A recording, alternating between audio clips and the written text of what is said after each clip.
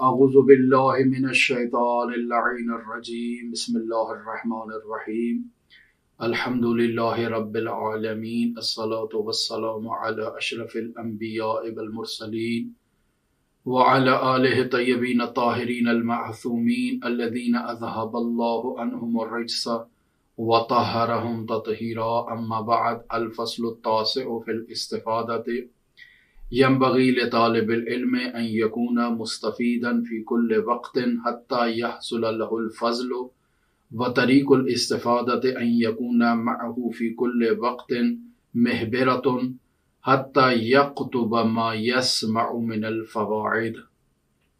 ہماری آپ کے ساتھ گفتگو کتاب شریف آداب المتعلمین کے بارے میں جاری تھی، اور مرحوم خواجہ نصیر الدین طوسی رحمۃ اللہ علیہ کی اس نورانی کتاب سے ہم آج نویں فصل آپ کی خدمت میں لے کر حاضر ہوئے ہیں۔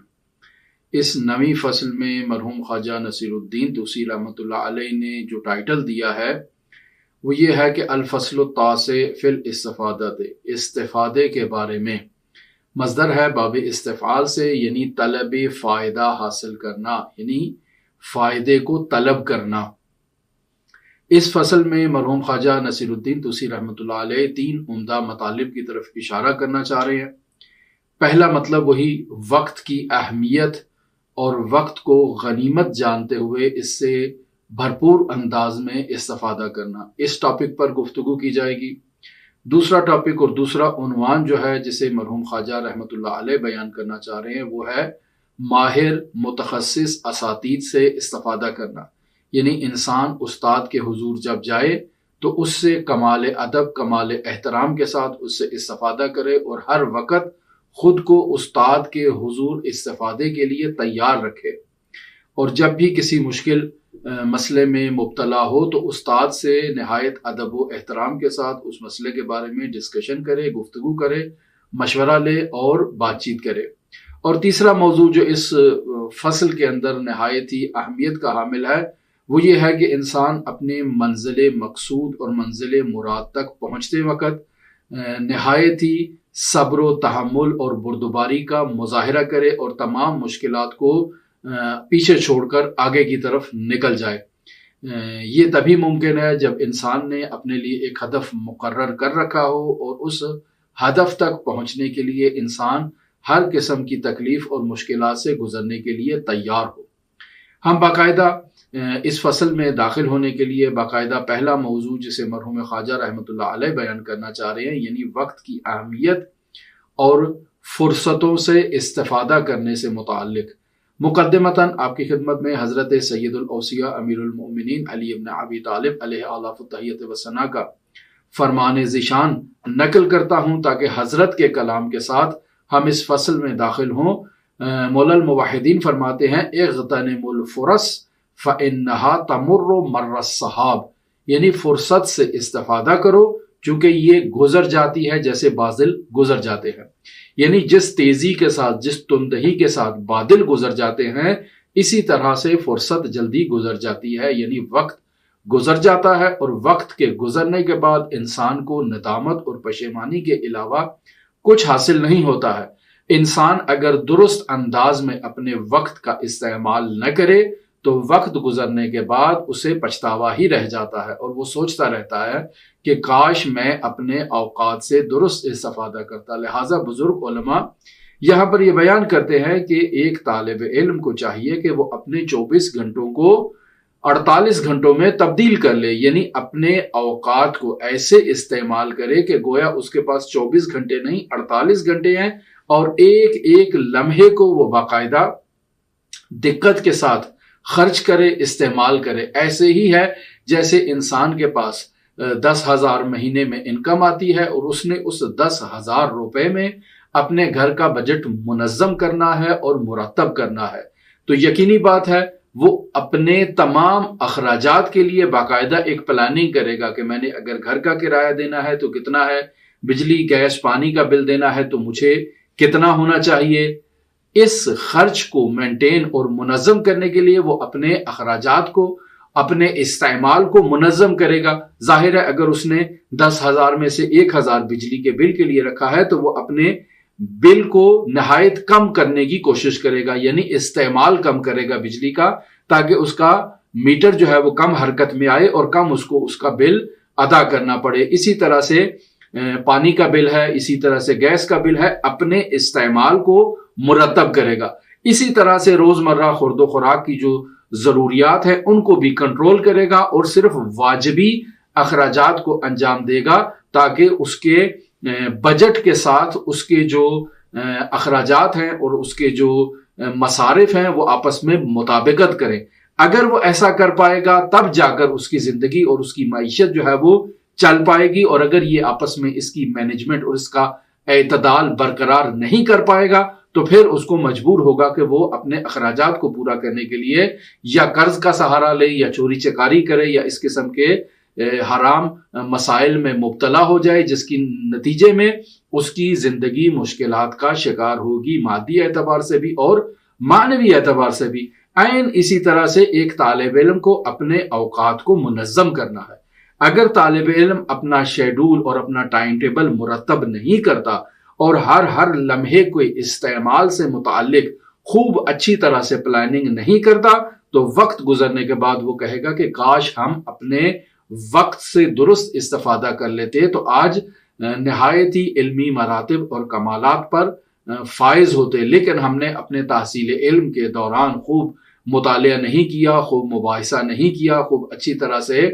استاد کے حضور سے استفادہ نہیں کیا، جس کے نتیجے میں آج ہم مشکلات میں مبتلا ہیں۔ تو لہٰذا طالب علم کو چاہیے کہ وہ اپنے اوقات کو مرتب کرے۔ حضرت امام حسن مجتبی علیہ آلاف التحیت وثنا کا بھی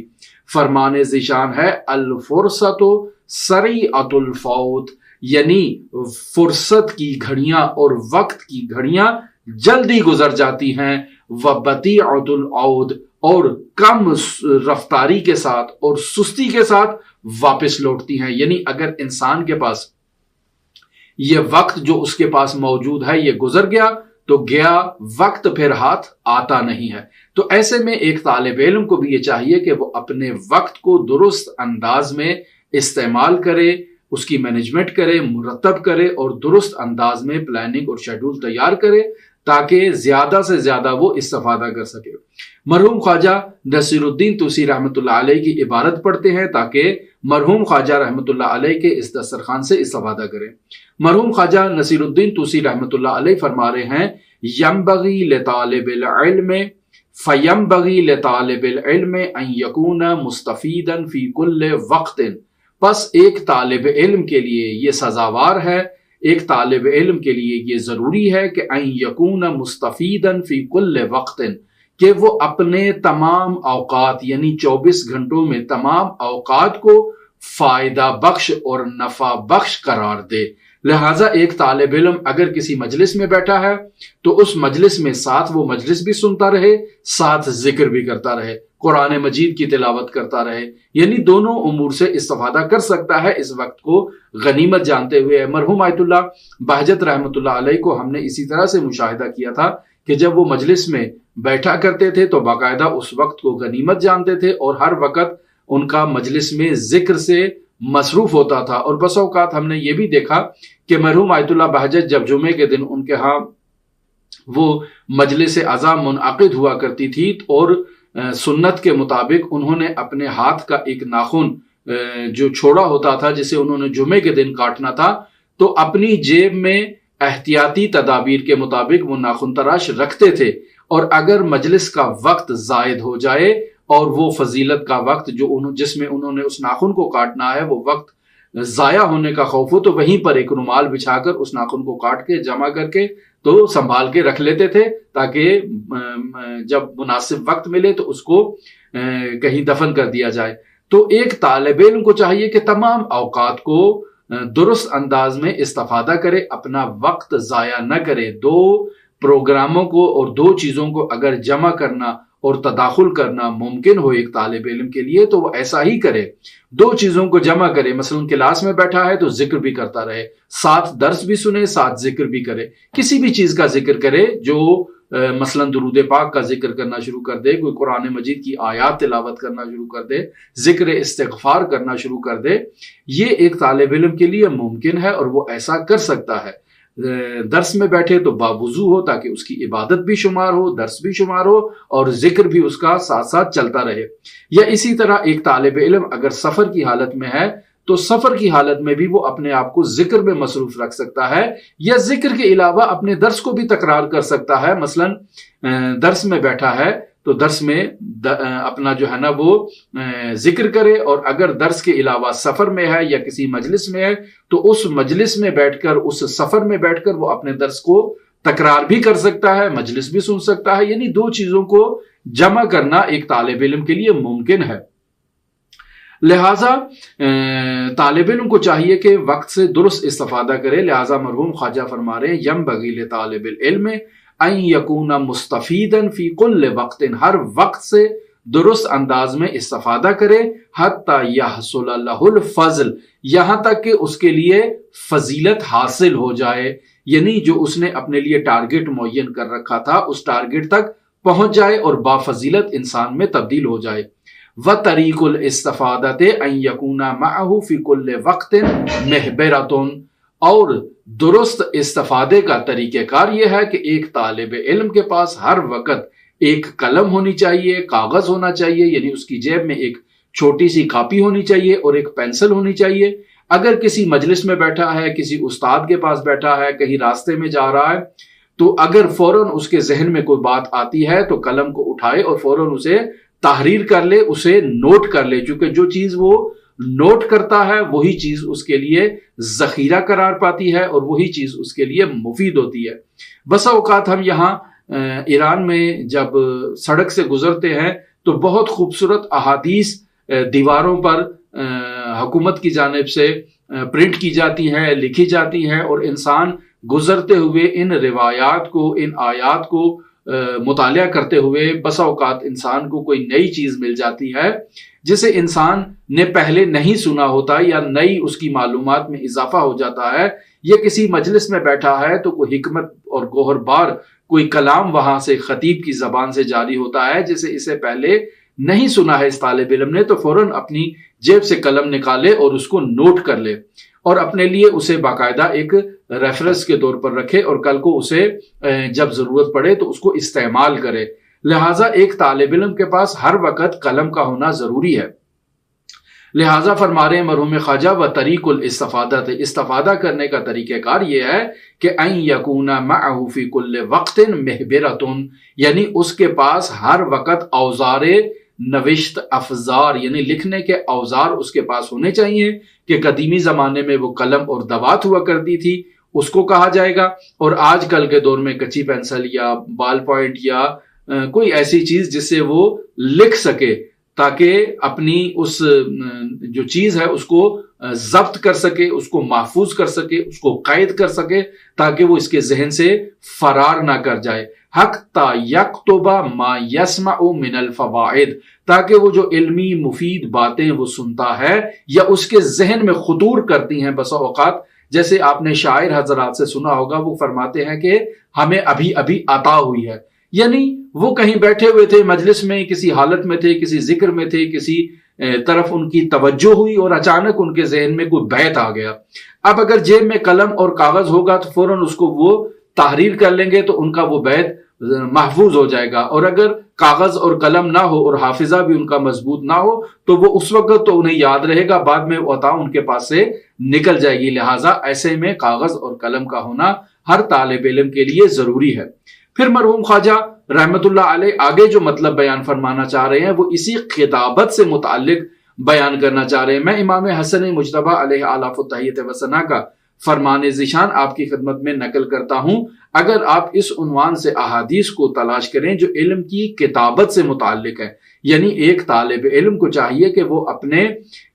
جو چیز بھی سنتا ہے اس کو تحریر کرے۔ مفید چیزوں کو تحریر کرنا ایک طالب علم کی ذمہ داری ہے۔ اگر وہ اس کو محفوظ نہیں کرے گا، اس کو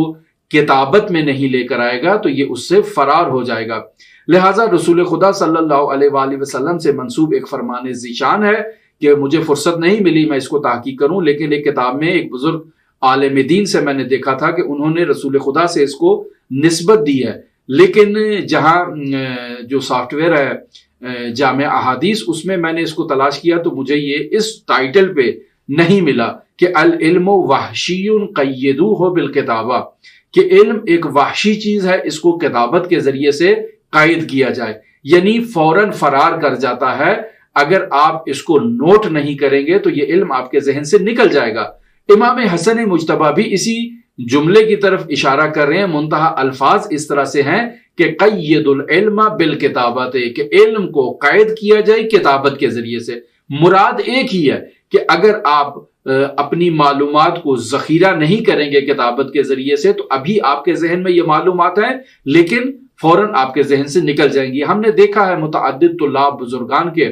محضر میں بیٹھتے ہیں، مختلف قسم کے سوالات کرتے ہیں، گفتگو ہوتی ہے، بحث و مباحثہ ہوتا ہے، لیکن ان کے پاس کاپی اور پینسل نہیں ہوتی۔ وہ اس وقت بحث ہوتی ہے، مطلب سمجھ میں آ جاتا ہے، بات سمجھ میں آ جاتی ہے، لیکن چونکہ اس کو نوٹ نہیں کیا، وہ بات اگلے دن آپ ان سے پوچھیں تو ان کے ذہن سے نکل جائے گی۔ آپ خود بھی اس کو اپنی زندگی میں تجربہ کر سکتے ہیں کہ آپ کے ذہن میں کوئی مطلب آئے اور آپ اس کو اگر نوٹ نہ کریں تو اگلے دن جا کر دیکھیں کہ آیا آپ کو وہ مطلب ذہن نشین ہے، ابھی یاد ہے۔ اگر تو یاد ہو تو سمجھے آپ کا حافظہ درست ہے، اور اگر یاد نہ ہو تو آپ یقین کر لیں کہ آپ آہستہ آہستہ نسیان کی طرف جا رہے ہیں۔ تو یقینی بات ہے، ایک تو آپ کو اپنے نسیان کا اور اپنی فراموشی کا علاج کرنا، دوسرے عنوان سے آپ کو علم کو کتابت میں لانا ہوگا۔ اگر آپ کتابت میں اس کو لائیں گے تب یہ چیز آپ کے پاس محفوظ رہے گی۔ لہٰذا مرحوم خواجہ نصیر الدین توسی رحمت اللہ علیہ انہی نورانی احادیث کے پیش نظر اس مطلب کی طرف اشارہ کرنا چاہ رہے ہیں کہ قیل ما حفظ فر و ما کتب قر، یعنی وہ چیز جو جسے انسان حفظ کرتا ہے، فر، وہ انسان کے ذہن سے کیا کر جاتی ہے؟ فرار کر جاتی ہے۔ یعنی میں نے اپنے ذہن کے حوالے کیا ہے علمی مطالب کو، آج مجھے یاد ہے، کل جب میری توجہ ان سے ہٹے گی تو وہ میرے ذہن کے حافظے سے آہستہ آہستہ محو ہوتے جائیں گے، اور پھر ایک وقت آئے گا کہ میں ان کے بارے میں 2 دن بیٹھ کے بھی سوچتا رہوں تو مجھے وہ چیز یاد نہیں آئے گی کہ میں نے کیا یاد کیا تھا۔ لیکن اگر کسی کاپی پہ، کسی کتاب پہ، کسی کمپیوٹر کے نرم افزار میں اور سافٹ ویئر میں اگر وہ آپ نے سیو کر کے رکھا ہے تو نتیجہ یہ ہے کہ آپ جب بھی چاہیں اسے باقاعدہ سرچ کر سکتے ہیں، کاپیوں میں تلاش کر سکتے ہیں اور اس کی طرف رجوع کر سکتے ہیں۔ لہٰذا مرحوم خواجہ فرما رہے ہیں کہ یہ معروف حکیمانہ قول ہے کہ ما حفظ، وہ چیز جسے حفظ کیا جائے، فر، وہ فرار کر جاتی ہے، وما کتب، اور جس چیز کو لکھا جائے وہ کیا ہے؟ قر، وہ برقرار رہتی ہے اور محفوظ ہو جاتی ہے۔ اسی طرح سے معروف ایک قول یہ بھی ہے کہ العلم ما یؤخذ من افواہ الرجال، علم وہ لینا چاہیے جو علماء کے دہنہائے مبارک سے خارج ہو، یعنی افواہ الرجال سے نکلے، یعنی آپ باقاعدہ علماء کے محضر میں بیٹھے ان سے استفادہ کریں، جو نورانی کلمات یہ علماء اپنی زبان سے جاری کرتے ہیں ان کو باقاعدہ آپ نوٹ کر لیں۔ اس جملے سے 2 مطالب جو ہے نا وہ ہمارے ذہن میں آتے ہیں۔ پہلا مطلب یہ ہے کہ ہم اگر کسی استاد کے پاس کچھ سیکھنا چاہتے ہیں تو ہماری یہ ذمہ داری ہے کہ ہم استاد کے حضور جائیں، سامنے بیٹھیں استاد کے اور سامنے بیٹھ کر اس سے استفادہ کریں۔ جیسے میں ابھی آپ کی خدمت میں یہ ویڈیو ریکارڈ کر رہا ہوں اور اس ریکارڈنگ کی صورت میں آپ میری باتیں سن رہے ہیں، یہ جو میری باتیں سن رہے ہیں یہ میرے نفسانی کیفیت آپ تک منتقل نہیں ہوگی اس آڈیو اور اس ویڈیو کے ذریعے سے، لیکن اگر آپ یہاں میرے سامنے بیٹھے ہوں، میں آپ کی ذہنی کیفیات کو مد نظر رکھتے ہوئے جو الفاظ ادا کروں گا، جو میرے ضمیر باطن کی جو کیفیت ہوگی وہ آپ کے وجود پر اثر انداز ہوگی، یعنی میرا باطن آپ کے باطن پہ اثر انداز ہوگا، جس سے آپ کی روح متاثر ہوگی اور کمالات عالیہ کی طرف جائے گی۔ تو اساتید معمولاً اپنے شاگردوں کی ایسے ہی تربیت کیا کرتے تھے۔ مرحوم آیت اللہ سید علی قاضی طباطبائی رحمۃ اللہ علیہ نے اپنے شاگردوں کی ایسے تربیت کی تھی کہ ان کے تمام شاگرد مدارج عالیہ طے کر چکے تھے، یعنی آغائے قاضی رحمۃ اللہ علیہ کی شاگردی کا اور تربیت کا ایک انداز ہی عجیب تھا۔ اور یہ انداز ہر استاد کے اندر نہیں ہوتا، لیکن پھر بھی استاد کے سامنے بیٹھنے سے انسان کو جو کمالات اور جو برکات نصیب ہوتی ہیں وہ ویڈیو سننے سے، وہ کیسٹیں سننے سے، وہ آڈیو سننے سے، وہ یہ چیزیں حاصل نہیں ہوتی ہیں۔ لہٰذا استاد کے سامنے بیٹھنا چاہیے اور سامنے اس سے سننا چاہیے۔ یہ مطلب ایک تو اس مطلب سے یہ بھی استفادہ ہوتا ہے، اور دوسرا استفادہ یہ ہوتا ہے کہ جب بھی انسان استاد کے سامنے بیٹھے تو باقاعدہ کاغذ اور قلم لے کر بیٹھے، وہ گفتگو کر رہا ہے تو انسان ان جدید نکات کو جنہیں وہ پہلے نہیں جانتا ان کو تحریر کرنا شروع کر دے، تاکہ اسے اپنے دفتر دل میں، اپنے دفتر ذہن میں اور دفتر کتاب میں باقاعدہ محفوظ کر لے، اور جب بھی ضرورت پڑے ان کی طرف رجوع کر سکے۔ تو مرحوم خواجہ رحمۃ اللہ علیہ فرما رہے ہیں کہ العلم ما یؤخذ من افواہ الرجال، علم وہ ہے جسے اخذ کیا جاتا ہے علماء کے ہونٹوں سے، یعنی علماء کے لبہائے مبارک جب جنبش کرتے ہیں تو جو کلمات ان کے ہونٹوں سے جاری ہوتے ہیں ان کلمات سے علم کو اخذ کیا جائے۔ کیوں علماء کے پاس بیٹھ کر، ان کے محضر میں بیٹھ کر علم حاصل کیا جائے اور ان سے استفادہ کیا جائے؟ اس کی وجہ کیا ہے؟ مرحوم خواجہ نصیر الدین طوسی رحمۃ اللہ علیہ اس کی وجہ بیان فرما رہے ہیں لِأَنَّهُمْ يُحْفَظُونَ أَحْسَنَ مَا يَسْمِعُونَ، یعنی وہ علماء جو کچھ بھی سنتے ہیں ان سنی ہوئی باتوں میں جو سب سے بہترین بات ہے اس کو وہ باقاعدہ حفظ کر لیتے ہیں۔ وَيَقُولُونَ أَحْسَنَ مَا يُحْفِظُونَ، اور پھر زبان سے ان کلمات کو جاری کرتے ہیں جو ان کے حافظے میں بہترین کلمات ہوتے ہیں۔ یعنی اگر مجھے 1000 احادیث یاد ہیں تو ان 1000 احادیث میں ان بہترین احادیث کو نچوڑ کر لے کر آؤں گا جو میرے مخاطب کی ساتھ مناسبت رکھتی ہیں، اور ان احادیث کے ذریعے سے میرے مخاطب کی روحی اور باطنی طور پر اس کی تربیت ہو سکتی ہے اور وہ مدارج عالیہ طے کر سکتا ہے۔ لہٰذا میں بعنوان مربی اپنے مخاطب کو مد نظر رکھتے ہوئے بہترین کلام وہاں پر اس کے فائدے کے لیے بیان کروں گا۔ لہٰذا فرما رہے ہیں کہ لِأَنَّهُمْ يُحْفَظُونَ أَحْسَنَ مَا يَسْمِعُونَ، کہ علماء نے جو اپنے اساتید سے سنا تھا ان میں سے بہترین چیز کو حفظ کر لیا، اور پھر اپنے حافظے میں جو معلومات تھی ان میں سے بہترین کو اپنی زبان سے جاری کیا۔ وَيَقُولُونَ أَحْسَنَ مَا يَحْفِظُونَ، جسے انہوں نے حفظ کیا اس میں سے بہترین کو اپنی زبان پر جاری کیا۔ وَوَصَّى شَخْصٌ لِابْنِهِ، اور ایک انسان نے اپنے بیٹے کو باقاعدہ یہ وصیت کی ہے کہ اَن يَحْفِظَ كُلَّ يَوْمٍ شَخْصًا مِنَ الْعِلْمِ، کہ وہ ہر روز علم کا ایک قلیل سا حصہ باقاعدہ حفظ کرے۔ یہ ایک وصیت کی ہے۔ کیوں یہ شخص کو باقاعدہ حفظ کرے، یعنی ایک مختصر سی چیز کو حفظ کرے؟ اس کی بنیادی وجہ کیا ہے؟ فرما رہے ہیں فَإِنَّهُ يَسِيرُ وَعَنْ قَرِيبٍ يَسِيرُ كَثِيرًا، کہ یہ ظاہراً مختصر ہے لیکن رفتہ رفتہ رفتہ یہ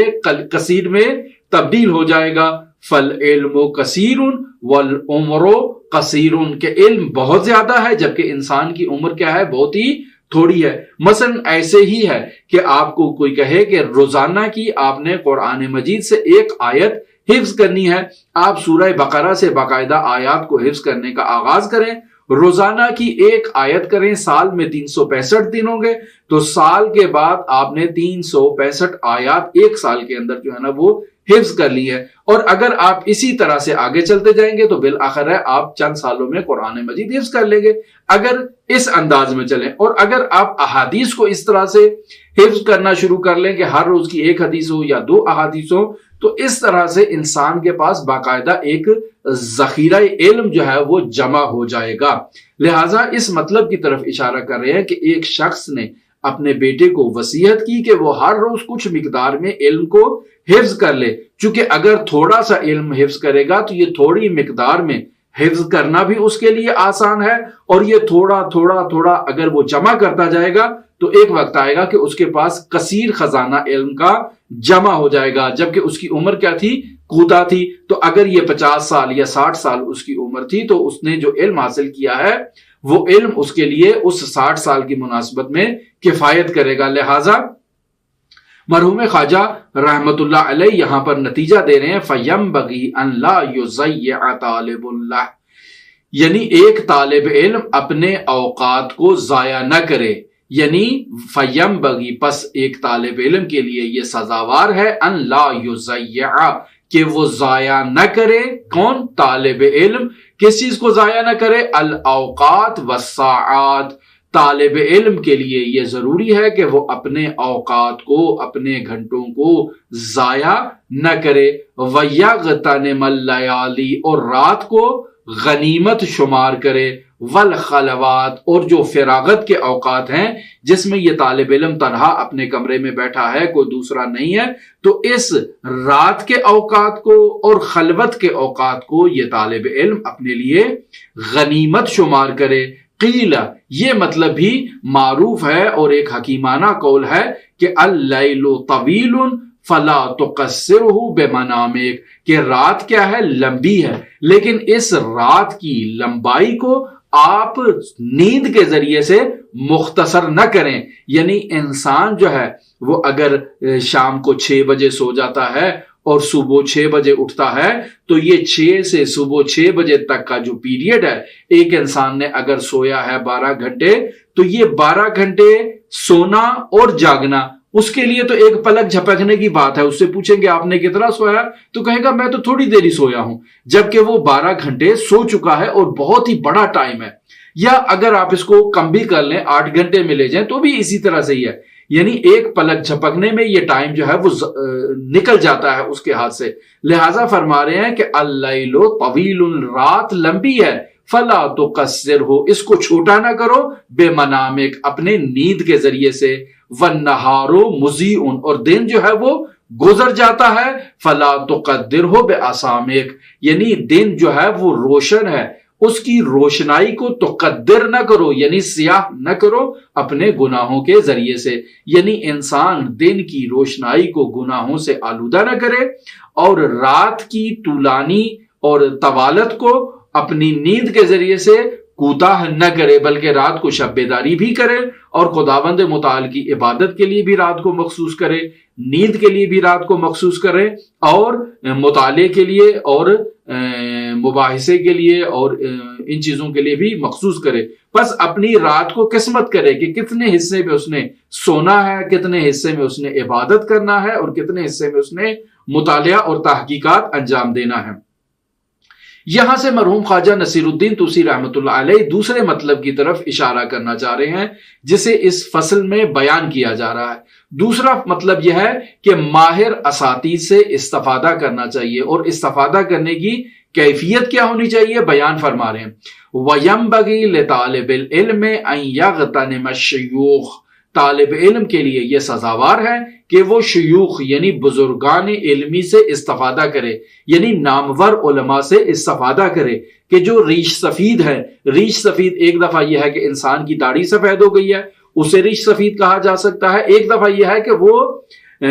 تبہر رکھتا ہے علم میں یعنی جو علم آپ کو چاہیے اس علم میں وہ مہارت رکھتا ہے اور اس مہارت کی وجہ سے اسے شیخ کہا جاتا ہے. تو اگر ایسا ہے تو انسان اس سے استفادہ کرے. ينبغي لطالب العلم ان يغتنم الشيوخ طالب علم کے لیے یہ سزاوار ہے اور یہ ضروری ہے کہ وہ شیوخ یعنی بزرگان علمی سے استفادہ کرے. وَيَسْتَفِيدَ مِنْهُمْ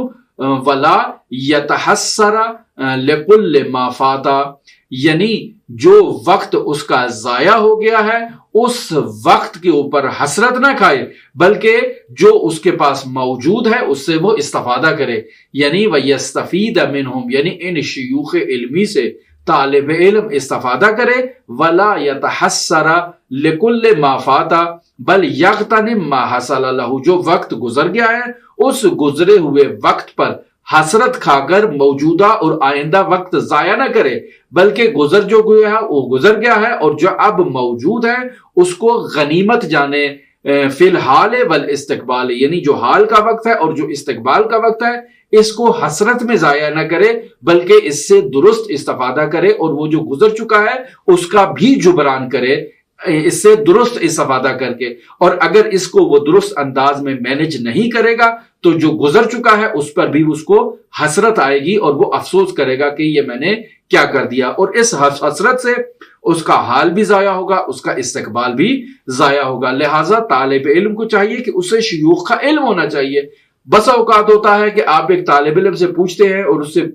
کہ اس علاقے میں، اس شہر میں، اس مدرسے میں علم نحو کا ماہر فرد کون سا ہے، علم صرف میں کون زیادہ مہارت رکھتا ہے، علم اخلاقیات میں کون مہارت رکھتا ہے، علم الاعتقاد میں، علم التوحید میں کون مہارت رکھتا ہے۔ تو طالب علم اگر آگے سے جواب دے کہ مجھے تو معلوم نہیں ہے، تو یعنی یہ طالب علم ابھی تک شیوخ علم کو نہیں پہچان سکا ہے۔ جب یہ شیوخ کو نہیں پہچانا ہے تو اس سے استفادہ کیا کرے گا؟ یقینی بات ہے کہ یہ ان سے استفادہ نہیں کر پائے گا، چونکہ انہیں معرفت نہیں ہے۔ تو نتیجہ کیا نکلا؟ نتیجہ یہ نکلا کہ افراد کو علم ہی نہیں ہے کہ کون افراد شیوخ ہیں کہ جن سے انہیں استفادہ کرنا چاہیے، یعنی کون افراد مہارت رکھتے ہیں مختلف علم میں۔ ہمیں جب ان افراد کا ہی علم نہیں ہوگا تو ہم ان سے استفادہ کیسے کر پائیں گے؟ لہٰذا طالب علم کو چاہیے کہ وہ ہر فیلڈ کے ماہر علمی افراد کا جو ہے وہ ایک اس کے پاس فہرست ہونی چاہیے، اور جب کبھی اسے اس علم سے متعلقہ موضوع میں تحقیق کی ضرورت ہو، استفادے کی ضرورت ہو، تو ان افراد کی خدمت میں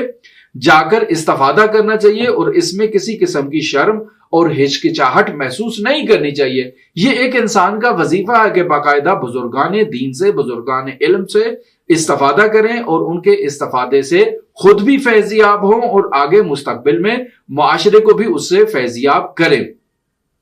لہٰذا ایک طالب علم کے لیے جو تیسرا مطلب مرحوم خواجہ اس فصل میں بیان کرنا چاہ رہے ہیں وہ یہ ہے کہ طالب علم نے جو اپنا ٹارگٹ معین کیا ہے، اس ٹارگٹ تک پہنچنے کے لیے طالب علم کی راہ میں جتنی مشکلات آ رہی ہیں، جتنی رکاوٹیں آ رہی ہیں، صبر و تحمل کے ساتھ، بردباری کے ساتھ ان مشکلات کو جو ہے وہ تحمل کرنا چاہیے، اور اپنے ٹارگٹ کے بارے میں سوچنا چاہیے، اور اس کو حاصل کرنے کے لیے ہر ممکنہ اس کو تگودو کرنی چاہیے۔ لہٰذا ایک مومن طالب علم کو چاہیے کہ اپنا ارادہ پختہ ہونا چاہیے۔ لہٰذا رسول خدا صلی اللہ علیہ وآلہ وسلم کا فرمان ذیشان ہے کہ المؤمن کالجبل الراسخ لا تحرکہ العواصف، کہ ایک مومن ایسے مضبوط پہاڑ کی مانند ہے جسے تند و تیز آندھیاں ہرگز حرکت نہیں دے سکتی ہیں۔ پہاڑ کو آپ دیکھیں تو وہ اپنی جگہ پر کھڑا ہے، طوفان آ رہا ہے، برف آ رہی ہے، آندھیاں چل رہی ہیں، زلزلہ آ رہا ہے، لیکن وہ چٹان اپنی جگہ پر مضبوط کھڑی ہے اور ذرا بھی جو ہے نا وہ اپنی جگہ سے نہیں ہل رہی ہے۔ تو ایک مومن کو اسی مضبوط چٹان کی طرح مضبوط ہونا چاہیے، اور اس کا یہی ارادہ ہونا چاہیے کہ کسی قسم کی بھی اگر مشکل پیش آئے، یہ اس مشکل کو خندہ پیشانی کے ساتھ عبور کرے گا، اور اپنی منزل مقصود اور مراد تک وہ پہنچے گا، اور ہر مشکل کو آسانی اور خندہ پیشانی کے ساتھ وہ عبور کرے گا۔ لہٰذا مرحوم خواجہ نصیر الدین طوسی رحمۃ اللہ علیہ کی عبارت اس طرح سے ہم آپ کی خدمت میں ایک دفعہ پھر تکرار کر دیتے ہیں، وَيَنبَغِي لِطَالِبِ الْعِلْمِ أَن يَغْتَنِمَ الشُّيُوخَ وَيَسْتَفِيدَ مِنْهُمْ۔ ایک طالب علم کے لیے یہ ضروری ہے کہ وہ بزرگان علمی سے استفادہ کرے، وَيَسْتَفِيدَ مِنْهُمْ یعنی ان کے وجود کو غنیمت شمار کرتے ہوئے ان سے استفادہ کرے، وَلَا يَتَحَسَّرَ لِكُلِّ مَا فَاتَ اور جو وقت گزر چکا گزشتہ وقت کے اوپر حسرت نہ کھائے، بل یغتنم ما حصل له فی الحال والاستقبال من تحمل المشاق والمذلت فی طلب العلم، یعنی یہ طالب علم کیا کرے؟ یہ طالب علم کے حصول کے لیے جو حال ہے اس میں، اور جو استقبال ہے اس استقبال یعنی زمان حال اور زمان استقبال میں طلب علم کے حصول کے لیے ہر قسم کی مشقت کو، ہر قسم کی ذلت کو برداشت کرے، اور خندہ پیشانی کے ساتھ اس کا سامنا کرے۔ وَالتَّمَلُّقُ اور طالب علم کیا کرے؟ تملق کرے، یعنی چاپلوسی کرے۔ اور فرما رہے ہیں مرحوم خواجہ نصیر الدین طوسی، وَالتَّمَلُّقُ مَذْمُومٌ یعنی چاپلوسی کرنا بری بات ہے، اچھی بات نہیں ہے، الا فی طلب العلم لیکن تحصیل علم کے میدان میں چاپلوسی کرنا مستثنا ہے، یعنی یہاں پر یہ برائی نہیں رکھتا ہے۔ لہٰذا ایک طالب علم کو اپنے حال اور اپنے استقبال کے وقت کو غنیمت جانتے ہوئے اس میں ہر قسم کی مشقت اور ذلت کو برداشت کرتے ہوئے استاد کی اگر چاپلوسی بھی کرنا پڑے تو چاپلوسی کرے تاکہ اس سے علمی نفع حاصل کر سکے۔ لہذا مرحوم خواجہ نصیر الدین طوسی رحمۃ اللہ علیہ فرما رہے ہیں فَإِنَّهُ لَا بُدَّ لَهُ مِنَ التَّمَلُّقِ لِلْأُسْتَاذِ وَالشُّرَكَاءِ وَغَيْرِهِمْ لِلْإِسْتِفَادَةِ۔ ایک طالب علم کے لیے یہ سزاوار ہے اور یہ ضروری ہے کہ وہ اپنے استاد کا تملق کرے، یعنی چاپلوسی کرے اپنے استاد کی، اپنے کلاس فیلوز کی چاپلوسی کرے، اپنے جو مدرسے کے دوسرے افراد ہیں ان کی چاپلوسی کرے۔ کس لیے؟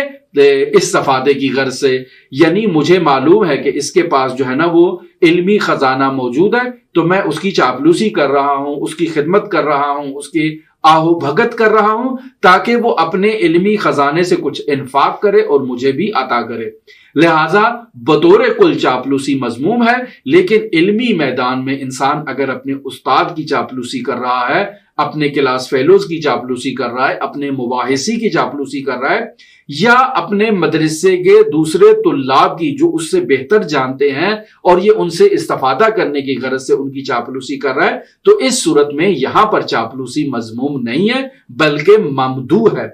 وکیلا، اور یہ بھی کہا جاتا ہے کہ العلم عز لا ذل فیہ، کہ علم خود عزت ہے، اس کے لیے کوئی ذلت نہیں ہے۔ یعنی آپ ایسا تصور نہ کریں کہ میں علم حاصل کرنے کے لیے اگر کسی کے آگے جھک رہا ہوں، کسی کی چاپلوسی کر رہا ہوں، کسی کی خوشامد کر رہا ہوں تو یہ میرے لیے باعث ذلت، باعث ننگ اور باعث عار ہے۔ نہیں، ہرگز نہیں ہے کہ العلم عز، خود علم جو ہے وہ باعث عزت ہے، لا ذل فیہ، اس میں کسی قسم کی کوئی ذلت نہیں ہے۔ ولا یدرک، اور علم جو ہے وہ درک نہیں ہوتا الا بذل لا عز فیہ، مگر ایک ایسی ذلت کی وجہ سے کہ جس میں صرف اور صرف کیا ہے؟ عزت ہی عزت ہے۔ یعنی انسان علم کے حاصل کرنے کے لیے کیا کر رہا ہے؟ باقاعدہ افراد کی چاپلوسی کر رہا ہے، افراد کی آہو بھگت کر رہا ہے، افراد کی خدمت کر رہا ہے تاکہ ان افراد سے استفادہ کرتے ہوئے علمی مدارج اور علمی کمالات حاصل کرے۔ اسی مطلب کی تائید کے لیے میں حضرت امام جعفر صادق علیہ اعلیٰ تحیت و ثنا کی ایک نورانی حدیث آپ کی خدمت میں بیان کرتا ہوں تاکہ یہ مطلب اچھی طرح سے آپ کے سامنے واضح ہو جائے کہ امام جعفر صادق علیہ اعلیٰ تحیت و ثنا حضرت مولا الموحدین امیر المومنین علی ابن ابی طالب علیہ اعلیٰ تحیت و ثنا سے اس نورانی حدیث کو نقل کر رہے ہیں، اور یہ حدیث موجود ہے کتاب کافی جلد نمبر 1 صفحہ نمبر 37 کے اندر۔ حدیث کچھ اس طرح سے ہے کہ ان من حق العالم ان لا تقصر علیہ السؤال ولا تأخذ بثوبہ، یعنی عالم کا حق یہ ہے کہ آپ اس کے محضر میں جب بیٹھیں تو سوالوں کی بوچھاڑ اس کے اوپر نہ کر دیں، یا اس کا لباس تھام کر اس کو جھٹکے نہیں، اور عالم کو اصرار نہ کریں کہ مجھے اس سوال کا جواب چاہیے، نہیں، بلکہ عالم کے آپ منتظر رہیں تاکہ وہ خود آپ کو جو ہے نا وہ علمی خزانوں کے دروازے آپ کے اوپر کھول دے۔ ان من حق العالم، عالم کا حق یہ ہے ان لا تقصر علیہ السؤال، کہ اس سے زیادہ سوال نہ کیے جائیں، ولا تأخذ بثوبہ، اور عالم کے کپڑوں کو تھاما نہ جائے۔ وَإِذَا دَخَلْتَ عَلَيْهِ، اور جب آپ ایک عالم کی مجلس میں اور عالم کی محفل میں داخل ہوتے ہیں، وَعِنْدَهُ قَوْمٌ، اور اس عالم کے پاس کچھ مہمان آ کر بیٹھے ہوئے ہیں، فَسَلِّمْ، تو آپ ان تمام افراد کو سلام کریں، فَسَلِّمْ عَلَيْهِمْ، تمام افراد کو سلام کریں جمیعاً، وَخُصَّهُ بِالتَّحِيَّةِ دُونَهُمْ، یعنی تمام افراد کو سلام کریں لیکن استاد کو تحیت بھی کریں، یعنی استاد کا ایک خاص قسم کا احترام کریں۔ آپ نے دیکھا ہوگا کہ ہمارے معاشرے میں بعض قسم کے احترامات جو ہے نا وہ رائج ہیں، مثلا بسا اوقات سینے پہ ہاتھ رکھ کے انسان جھک کے استاد کا احترام کرتا ہے اور اس کو اظہار ادب کرتا ہے، تو آپ تمام افراد کو جو محفل میں موجود ہیں ان کو سلام علیکم جمیعاً کہہ دیں، لیکن استاد کو تھوڑا سا جھک کے استاد کے سامنے احترام کریں۔ ایک یہ طرز تحیت ہے جو آپ اس محفل میں استاد کے ساتھ کر سکتے ہیں۔ دوسرا طرز تحیت ہمارے معاشرے میں ہے کہ جب استاد کے سامنے جاتے ہیں تو ان کے گھٹنوں کو ہاتھ لگایا جاتا ہے، والدین کے سامنے جاتے ہیں تو ان کے گھٹنوں کو ہاتھ لگایا جاتا ہے۔ یہ ہمارے پنجاب میں یا ہمارے سندھ میں ایسی ثقافت موجود ہے۔ تو یہ تحیت سے مراد آپ یہاں پر یہ بھی لے سکتے ہیں کہ جب آپ ایک عالم کی محفل میں موجود ہیں، وہاں پر مہمان بھی ہیں، تو آپ سب کو سلام کریں، لیکن استاد کو تحیت کریں، یعنی آگے بڑھ کے اس کے گھٹنوں کو ہاتھ لگائیں، جو ہماری ثقافت میں موجود ہے۔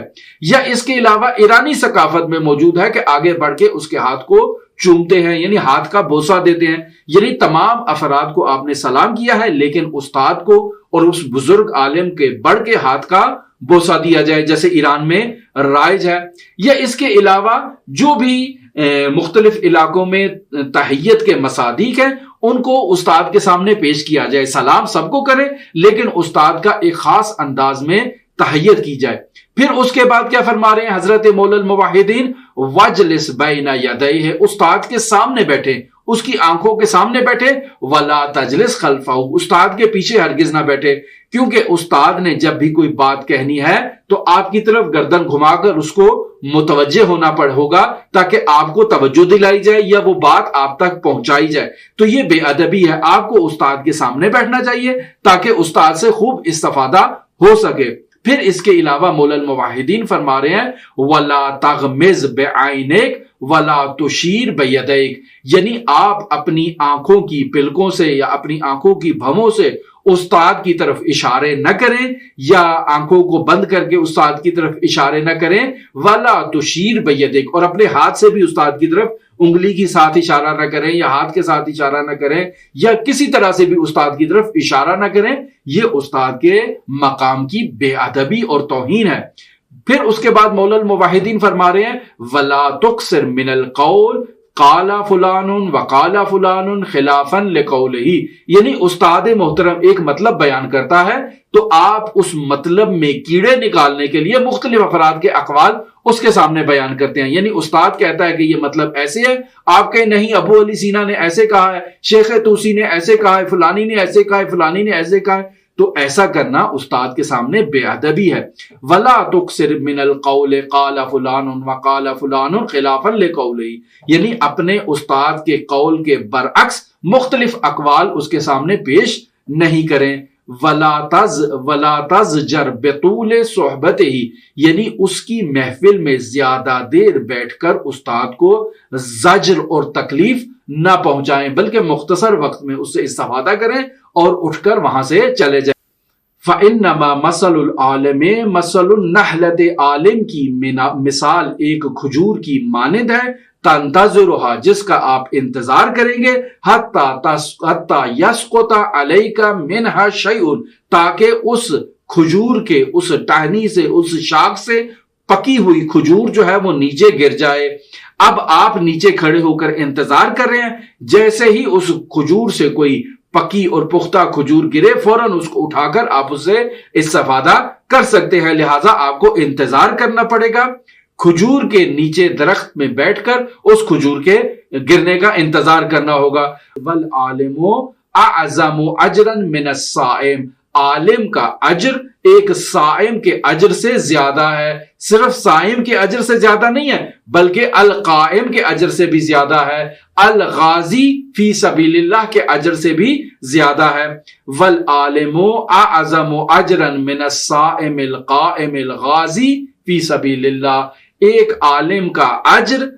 صائم سے، قائم سے اور غازی فی سبیل اللہ سے زیادہ ہے۔ یہ وہ تمام مطالب تھے جسے مرحوم خواجہ نصیر الدین طوسی رحمۃ اللہ علیہ نے اپنی اس نورانی کتاب آداب المتعلمین کی اس نویں فصل میں ہمارے لیے بیان کیا ہے، اور ہماری یہ ذمہ داری بنتی ہے کہ ہم درست انداز میں مرحوم خواجہ نصیر الدین طوسی رحمۃ اللہ علیہ سے ان آداب تعلیم علم کو سیکھیں اور باقاعدہ ان پر عمل کرنے کی کوشش کریں۔ ہماری گفتگو آپ کے ساتھ اس کتاب آداب المتعلمین میں جاری رہے گی، اگر آپ دلچسپی رکھتے ہوں تو ہمارے ساتھ رہ سکتے ہیں۔ اللہم صلی علی محمد و آل محمد وعجل فرج قائم آل محمد۔